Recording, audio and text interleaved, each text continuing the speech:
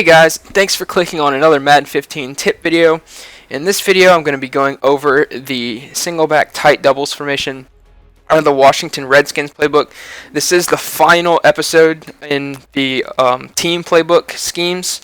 However, I'm going to go ahead and also do the generic playbooks next, so like balance, pass balance, pistol, all that stuff. And then after that I might, depending on how I feel, I might do the legend playbooks. I know legend playbooks aren't very popular because you can't make customs out of them and you can't use them in mud, I'm pretty sure. So they're not really commonly seen. So depending on, I guess, the demand, if anybody wants a legend playbook breakdown, definitely just comment and let me know and I'll do that for you. I have no problem doing it. But I just don't want to put like 7 or 8 videos out and that nobody really needs or wants. So just let me know if you'd be interested in the legend playbook breakdowns. But for this one, go ahead and jump right into it. The tight doubles formation's a really good formation that I used to run a lot.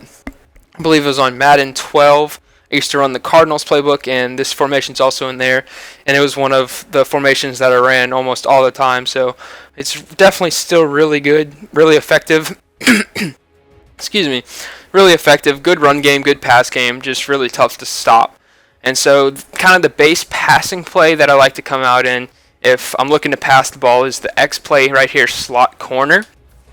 And basically what you'll see is you've got routes kind of going all over the field. You've got a corner route, a drag, a post, a dig, and a wheel route out the backfield. And so basically the only adjustment I like to make is I put my running back on a block and release. And the reason I do that is because that wheel route takes a really long time to develop. And generally you don't have that much time to wait for it to cut up the sideline. And so I just do block and release to kind of give me some extra blocking at the beginning and then a good check down in case nothing's open or if I'm facing a lot of pressure. And so basically the way I like to read this play is I'll read the left side of the field first. The corner and the drag route kind of creates a high-low concept where if they sink back and guard the corner, you can hit the drag. If they come up and guard the drag, you might be able to squeeze in the corner. And then if that's not open, or if you're not comfortable throwing that, you can look over the middle. You've got Garcon cutting and Jackson cutting. You can try and find a window where they might be open. More times than not, I end up hitting the drag route on this play just because it seems like the defenders tend to sink back and guard the corner more times than not, and you're left kind of dumping it off to the drag route, which isn't bad at all if you're getting 7 to 10 yards per play just dumping it off. So that's kind of what you'll see more times than not. I'll go ahead and run the play a few times. And right there, that's kind of what I was talking about. Jordan Reed didn't even react, but I'll show you guys that in instant replay. But as you can see right here, this defender just tends to always sink back and guard that corner out really well, which kind of limits the amount of yardage you can make. It limits, they take away the big play pretty much and force you to dump it down. So that's generally what you have to do right here. Jordan Reed just lets the ball clink off of his hand, but generally that won't happen. Generally he'll catch the ball, and as you can see, if he catches the ball, it's pretty much an easy 10-yard gain. So really effective play. You can also see I had Garcon over the middle right there. If I would have looked for him, I could have had Jackson later on in the play when he cut over the middle. And then I also had Halu coming out the backfield. So really good play, a lot of different reads, tough to slow down. I'll go ahead and run it a few more times. Right there, just go ahead and kind of show you guys the dump off right there to Jordan Reed. More times than not, as I said, that's what you're going to end up hitting. Right there, I had pressure, so I just went ahead and dumped it off to Roy Halu. That's something that's pretty good. If you noticed, if they send pressure, you have a dump off in the left flat with Jordan Reed and also a dump off in the right flat with Roy Halu, assuming you're either in the middle or on the left side of the hash marks. If you're on the right side of the hash marks, Roy Halu's block and release gets flipped to the other side, which isn't really a problem. It actually can be kind of good because Jordan Reed will kind of clear out the flat, and then you can dump it off to Halu behind him and actually get an extra blocker. So it can be nice sometimes. Right there, I tried to squeeze in the Garcon route, but they were in cover too, so it wasn't really open, but I kind of just wanted to show you guys that route. Once again, he was open that time, but RG3 just happened to overthrow it. So maybe with a more accurate quarterback, you'd have a little bit more luck with that. Right there, was able to squeeze it in. So I'll go ahead and try to throw the Jackson route and just kind of show the timing on that. The Jackson route is generally the last route you want to look for if nothing else is open, and pretty much nothing has to be open, and you have to have a lot of time in the pocket, which is kind of rare, but right there, that's pretty much what you're looking for. That's how you're going to throw the Jackson route, unless they're in like man-to-man. Sometimes when he immediately cuts to the post, he'll get good separation. You'll be able to throw that. The quick audibles, the quick pass here, go ahead and get out of this play since they were in goal line. Let's see, go back to it. Alright, the quick pass is stick, pretty basic. I've gone over stick a ton of times because it's a quick pass in a lot of different formations, but just a good short yardage play. Just read if flat's open, go ahead and hit the flats and try to get upfield. Generally, if there's a flat zone, they'll run out, guard the flat, and you'll be able to hit the X receiver. Right there, it didn't happen. The X receiver is guarded, and that's why it's good to have that backside slant coming over the middle for that kind of second check down read in case your initial reads aren't open. So a really good short yardage play that can actually turn into a big play if you get some speed out in the flat, or if they like bring a man blitz or something, you're able to hit that slant and get upfield. The run is the halfback dive, really consistent run, just something that I would definitely call if they're not respecting the middle of the field.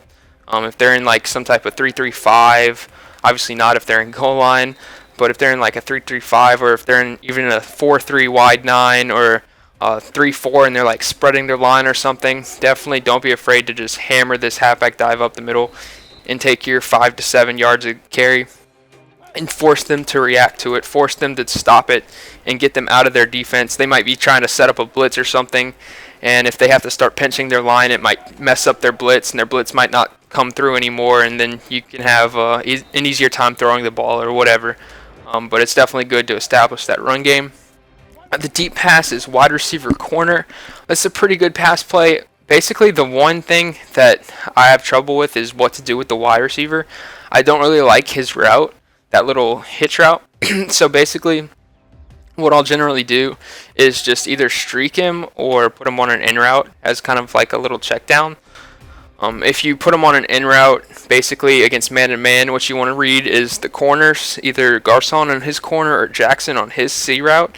Against zone, you're either going to want to basically hit Roberts coming over the middle shallow, or Halou on a check down, or if Jackson happens to get behind the defense, sometimes the corner or whoever's in that zone over there will come up to guard Breed, and you'll be able to hit Jackson behind him.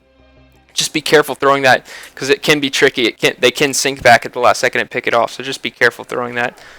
But basically, more times than not, that's what you're going to want to end up doing against zone, just because of the nature of the play. It's not really easy to hit those corner outs against zone a lot of times, in my experience. Right there, if no one's in the flats, definitely just go ahead and take what the defense gives you and try to cut up field better than what I did right there. Run this a few more times. Right there against man-to-man, this is where that play kind of excels against man-to-man because you have the two corner routes, which do a great job of beating man.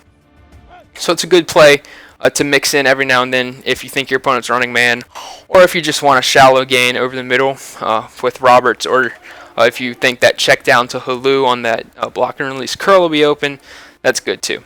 And the play action audible is PA rollout. And basically there's one way I like to run this play. Basically I put Roberts on a smart routed in route, and then I motion Garcon over from the left to the right, and basically use this as a super deep flood. You pretty much want to hit Garcon all the time, unless it's man-to-man. If it's man-to-man, he really doesn't get open on his cut to the sideline, and that's why you put Roberts on that smart routed in route, so that you have that read against man-to-man. Sometimes he'll get open and get good separation, or if it's man, obviously you want to get outside the pocket, especially in this rollout play.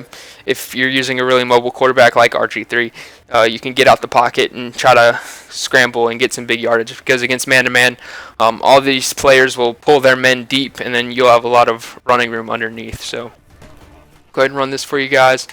Right there, that's kind of what I was talking about against man-to-man. Roberts generally gets good separation on his in route. That's kind of your only read against man-to-man, so be careful if they're lurking in the middle of the field. Just don't blindly throw that and get picked off. Against zone, generally what will happen is right there. Garcon, that corner out is so deep. Even if there's a purple zone over there, I'll show you guys this in instant replay. Even if there's a purple zone over there, they won't sink back deep enough to guard it. And so basically what happens is he runs to the corner. This receiver, Jackson, takes the deep zone deep, and then you're able to, as soon as he crosses past this defender right here, as soon as he gets past him towards the sideline, you can just pass lead it right to the sideline, and that's generally what happens. That corner's too deep to come back and make a play. He's too far to the inside, and then you're able to pass lead it to the sideline, and he generally will make either a toe tap and grab like that, or if you're on the left hash or whatever, you might have a little bit of room. You could even try to cut it up or something, but that's generally what you're looking for. This is a really good play for like a 3rd and long, 4th and long. If your opponent's been running a lot of zone, it's really good to keep in your back pocket until late in the game, and then you bust it out, and you're able to kind of pick up that big clutch 3rd or 4th down. It's not something you want to run early on because it is very telling with the motion. You motioning Garcon from the left to the right kind of lets them know you're up to something. So after you run it once, when they see that motion again, they're going to know what's coming. So it's definitely kind of a once a game kind of play. Be careful just to bring it out at the right time. So that's pretty much it for the passing out of this formation. And so for the run game, it's basically 3 plays. You got the halfback dive, the halfback wind back, and the halfback stretch. The stretch is my favorite out of these 3. It's really good. Generally you get really good blocking. You get double teams on the outside, and then they sift off and go up to the 2nd level. And you kind of have a pretty good kind of decision, or it lets you kind of dictate whether you want to keep it to the inside or cut it to the sideline and try to cut it upfield. And so it's just something, it's a really flexible run right there. Jordan Reed I feel like he didn't block the right guy, but he just kind of ran right by him. So it kind of got blown up. Right here against this look, since they're stacking the right side, I would definitely not recommend running the stretch to the right. You can playmaker it to the left if you want to. Right here, I'd probably just run the dive and get what I can. But this is a good example of the stretch playmaker to the other side. Sometimes you get pretty good blocking. Other times, because as you saw right there, Andre Roberts had to block a defensive end. Other times he'll just get blown up and you'll get blown up in the backfield. So that's more risky. I wouldn't recommend doing that too much. If you're running the stretch, I would definitely just recommend running it to the right. And if they happen to stack the right side or whatever, and if you really want to run the ball, just go ahead and audible to the dive. Ideally, if they keep stacking the right side, obviously you want to come out in the halfback wind back, and that's kind of the counter run to the left. So you've got a good run to the right with the stretch, a run up the middle with the dive, and a run to the left with the wind back. So I'll go ahead and run the stretch a few more times for you guys. It's kind of what you're looking for. Hilu wasn't quite fast enough to get to the corner, but still was able to pick up 7 or 8 yards. Obviously against this look, he would not run the ball against goal line. Right here against this like sugar kind of look, can be kind of difficult to get to the outside because of the pressure they generate in the middle.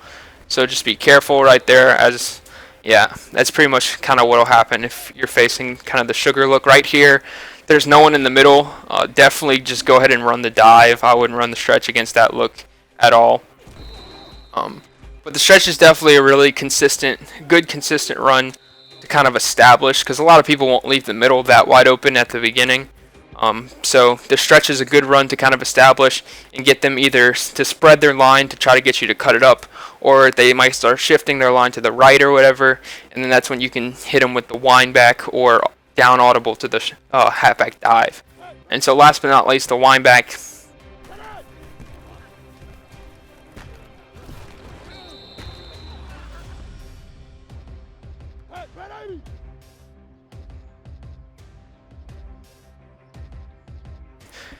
They're in their kind of base defense, and they have kind of a balanced look. It's best suited for whenever they're shifted to the right or spread out or pinched or something to kind of stop another run. It's definitely not a run I would kind of use as my base run, if that makes sense. I would definitely say the stretch would be the run that I would lean on the most of this formation. This is more of a complementary run. because it can be difficult, right? Like right there, kind of gets blown up sometimes, and you're tripping over linemen or getting hit in the backfield or something. So definitely a kind of a boom or bust kind of run. It's either either gonna get really big yards because it's wide open, or you're gonna kind of get blown up in the backfield and struggle to get back to the line of scrimmage. And there's almost no in between, as you see right there. If I can get a good run against a good look where they're kind of shifted over, it would be a good kind of show of the potential of the run. Right here, another kind of sugar blitz look. Probably, all right. I was kind of able to bounce it outside and get some room right there. But as you guys can see, really good 3-play kind of combo from this formation with the stretch, the dive, and the wind back. And it's actually the reason I chose to do this formation was because a lot of single back double formations or single back tight double formations don't have the halfback stretch in them. And so a lot of them do have the halfback wind back. Usually it's called the halfback cutback. But a lot of them do have the dive and the cutback, but you don't really have that run to the right side to complement it. And so because this formation has that stretch play to kind of complement the wind back and the dive, it makes it really tough to defend because you've got some really good passing plays with the wide receiver corner and the slot corner, and then you've also got a good 3-headed rushing attack with the dive, wind back, and stretch. So that's pretty much it for this formation, guys. About 7 or 8 plays, I think. Really, really effective, really simple, but really effective. And that's usually what works in Madden. You don't always have to get super cute and try to do something super fancy and that no one's ever seen before. Sometimes you just have to kind of go back to the basics, run the ball, pick a really good balanced formation, and just have a balanced attack and keep your opponent on their toes. Use good play calling, and they won't know what to expect. They can't stop everything at once. Just identify the defense and take what the defense gives you. So I hope this was able to help you guys out. The next video will probably be either a tip video or like a ranked gameplay. So you guys can look forward to that. So I hope you guys enjoyed. If you did, please leave a like. If you enjoyed and you're not subscribed, please subscribe. And if you thought I could do something better, definitely leave a comment in the comment section below and let me know what I can do better. So until next time, guys, I'll see you later.